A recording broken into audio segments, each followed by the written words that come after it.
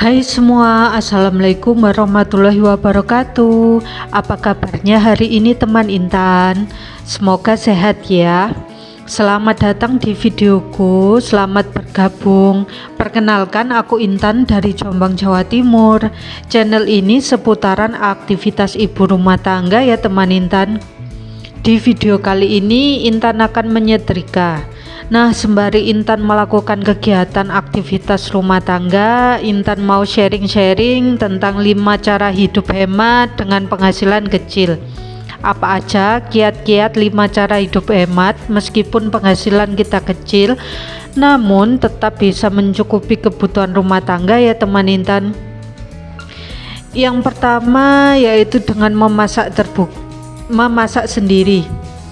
Terbukti dengan memasak sendiri mampu memangkas budget makan sampai 50%. Ini dikarenakan masak sendiri kita dapat menghasilkan makanan dengan jumlah yang lebih banyak daripada membeli matang atau makanan siap saji. Jumlah makanan yang lebih banyak tentu saja makan lebih dari sekali. Dengan memasak sendiri juga lebih memvariasikan menu, juga lebih memenuhi gizi, dan juga membeli bahan mentah itu lebih ekonomis dibandingkan dengan kita membeli makanan matang. Jadi dengan budget yang mungkin kecil kita bisa membeli aneka varian menu bahan mentah dan kita oles sendiri, juga lebih sehat untuk kesehatan fisik maupun finansial. Cara yang kedua adalah dengan mengurangi pemakaian listrik. Tidak bisa kita pungkiri harga dasar listrik atau TDL yang tiap tahunnya pasti semakin naik atau tinggi. Hal itu menyebabkan juga anggaran rumah tangga kita juga ikut besar atau menjadi lebih besar. Menghemat penggunaan listrik bisa menjadi alternatif dan memangkas budget rumah tangga. Penghematan listrik bisa kita lakukan dengan cara cabut semua colokan yang sudah tidak terpakai, cabut semua colokan HP dan colokan TV, menyetrika seminggu sekali atau kita jadwalkan beberapa hari sekali daripada menyetrika setiap kali mau memakai baju. Tentu tarif listriknya lebih tinggi ya, karena sering mencolokkan listrik gitu.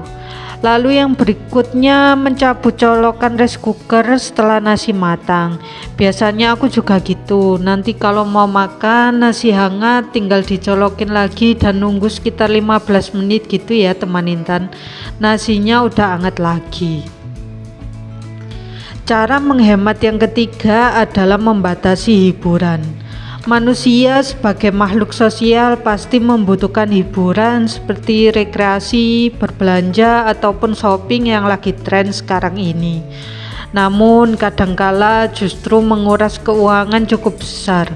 Kita bisa mengganti hiburan kita dengan yang tadinya anggaran besar dengan lebih ekonomis, misalnya mengganti aktivitas fisik jalan-jalan ke mall menjadi mengunjungi atau silaturahmi ke rumah orang tua, saudara maupun kerabat, atau menggantinya dengan jalan-jalan ke wisata alam seperti naik gunung atau ke pantai atau sekedar jalan-jalan ke taman.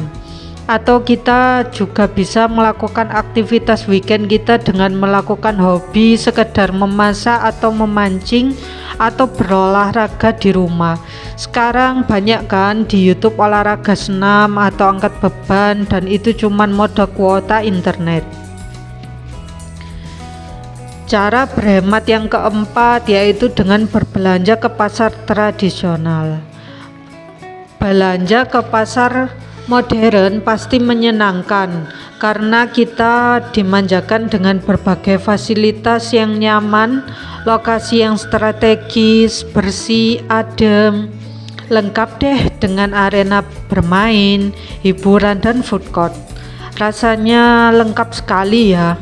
Belum lagi promo dan diskon murah yang dihadirkan, tapi pada dasarnya gak sih. Meskipun fasilitas lengkap yang dihadirkan untuk kita, tetapi tetap saja ujung-ujungnya kita merasa over budget dan juga boncos. Karena budget yang dikeluarkan pasti lebih besar. Contohnya kita membeli barang kebutuhan rumah tangga seperti belanja bulanan, kita sudah searching tentang diskon dari supermarket aneh dengan fasilitas menggoda, kita jadinya makan di food court, berbelanja di butik atau toko baju di supermarket A tersebut. Ataupun anak-anak kita main di arena tempat bermainnya, pasti ada pos budget yang kita keluarkan dan itu nambah dari budget yang kita anggarkan sebelumnya.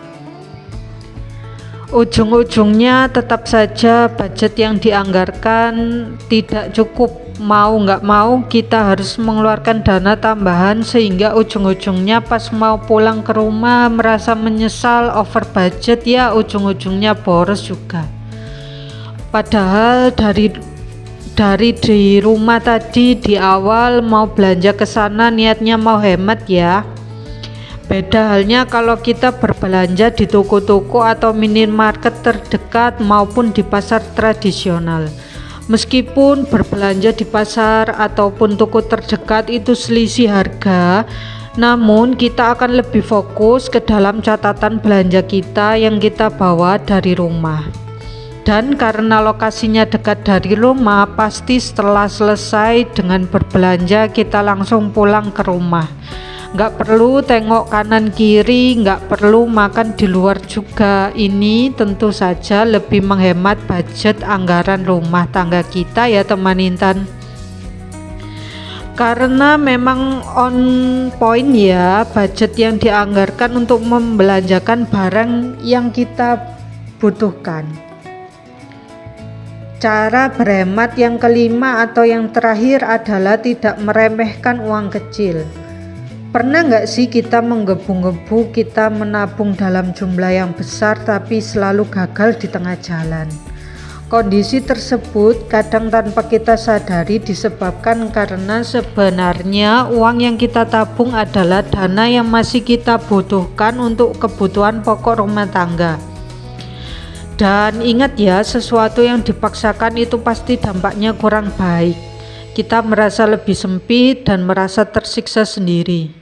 Coba ubah mindset, mulai menyisihkan dan menabung uang yang nominalnya kecil dari sisa-sisa uang belanjaan. Misalnya pecahan 1.000, 2.000, 5.000, bahkan 500 rupiah. Sisa-sisa dari uang jajan, sisa dari anggaran belanja dan anggaran rumah tangga, meski kelihatannya sepele namun kita tidak merasa terbebani, bahkan sering kali kita abaikan pecahan-pecahan uang kecil tersebut. Nah, dari perasaan tersebut sesungguhnya itulah uang nganggur yang kita miliki.